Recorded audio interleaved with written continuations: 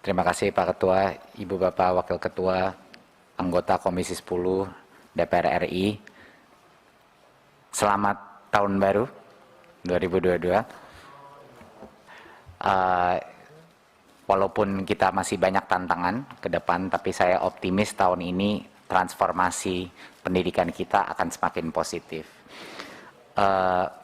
Untuk topik pertama, ini akan detailnya dibahas mengenai guru honorer dan seleksi P3K akan dibahas oleh Dirjen GTK Mas Iwan, tetapi sebelum itu mungkin saya memulai sedikit sebagai intronya. Saya rasa masyarakat juga harus mengetahui bahwa kita punya undang-undang ASN yang mengunci dua hal dalam rekrutmen P3K ini. Yang pertama, undang-undang ASN itu mengunci bahwa baik dari pihak swasta maupun negeri harus diberikan kesempatan untuk masuk dalam seleksi guru. Jadi itu hal yang dikunci oleh undang-undang.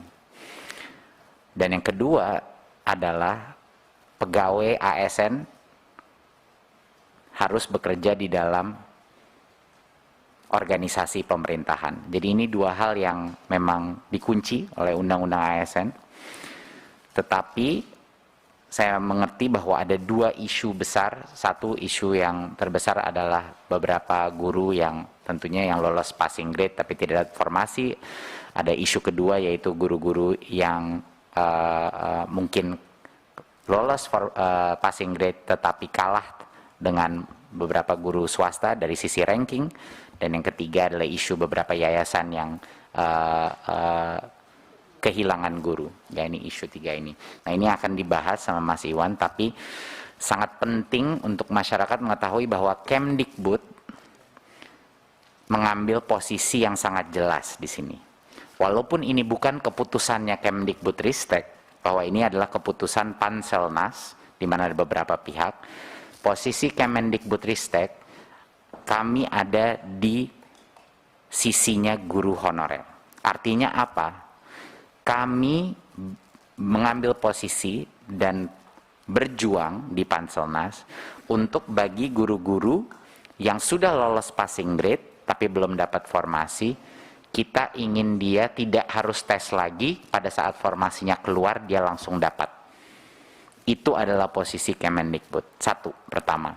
Jadinya guru-guru honorer di luar, para organisasi-organisasi harus menyadari bahwa Kemdikbud ada di sisi mereka dan kami sedang berjuang setiap hari untuk meyakinkan perubahan, sehingga perubahan Permen Pan-RB sehingga proses seleksinya itu bisa pada saat guru itu sudah lolos passing grade, kita ingin dia langsung dan formasinya terbuka, dia langsung dapat dan tidak perlu mengikuti tes lagi.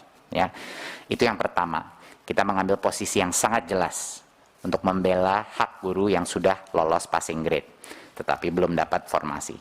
Kedua, kami mengambil posisi yang sangat jelas juga, kami sedang memperjuangkan bahwa seluruh proses rekrutmen ini kami ingin pastikan memaksimalkan afirmasi dalam bentuk apa? Afirmasi dalam bentuk kesempatan terbesar dan prioritas bagi guru di sekolah induknya.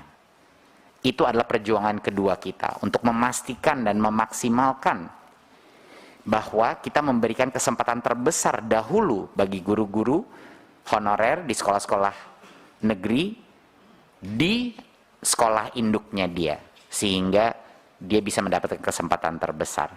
Jadinya ini adalah dua hal yang sangat penting untuk dimengerti masyarakat dan para guru-guru honorer bahwa Kemdikbudristek hadir di sisinya mereka. Ini sangat penting. Tetapi ini adalah keputusan bersama di Panselnas. Jadi mohon dukung kami dalam perjuangan ini dan insya Allah kita akan mendapatkan terobosan, tapi kami akan terus berjuang untuk mencapai ini. Ya, jadinya sekali lagi saya mengulang, Undang-Undang ASN mengunci bahwa partisipasi dari guru swasta itu diwajibkan oleh undang-undang. Mereka harus diberikan hak karena mereka juga guru yang diberikan hak untuk bekerja. Sama seperti kalau kita membuka rekrutmen untuk masuk kementerian, harus bisa diakses dari pihak swasta juga gitu. Itu adalah undang-undang ASN. Dan yang kedua yang dikunci adalah ASN harus bekerja di dalam organisasi pemerintahan, tidak bisa bekerja dalam organisasi swasta. Itu dua hal yang dikunci.